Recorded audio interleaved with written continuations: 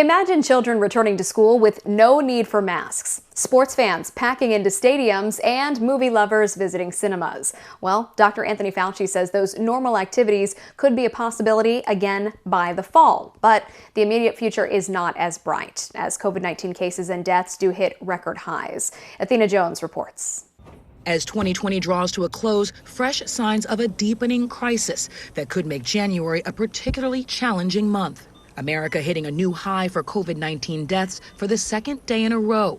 More than 3,700 people losing their lives to the virus.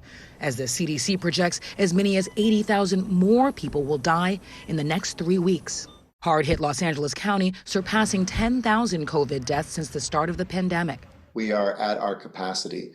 And while we're seeing the caseload begin to level off, we know that 2 or 3 weeks of more hospitalizations and more deaths that follow last week and the week before caseload, we are still going to have our toughest and darkest days. Hospitalizations nationwide also setting a record again on Wednesday.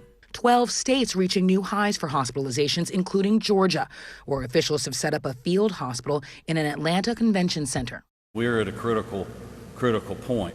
And with California becoming the second state to identify a case of the more contagious coronavirus variant first discovered in the United Kingdom, doctors say it raises the stakes for getting the vaccines out faster, even as experts acknowledge distribution so far is falling short.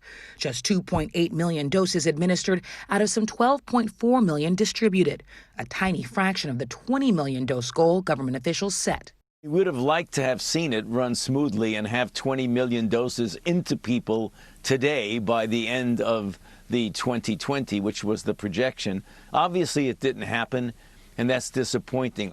Several states facing problems getting shots into arms. Maybe my expectations were too high, that the vaccine would have been rolled out faster and in a much more efficient manner than it has been. If we had more doses, we'd get those into arms as well. The demand at this point far exceeds the supply. Dr. Anthony Fauci saying that giving more people a first dose of vaccine to provide some protection is under consideration. You can make an argument, and some people are, about stretching out the doses by giving a single dose across the board and hoping you're going to get the second dose in time to give to individuals.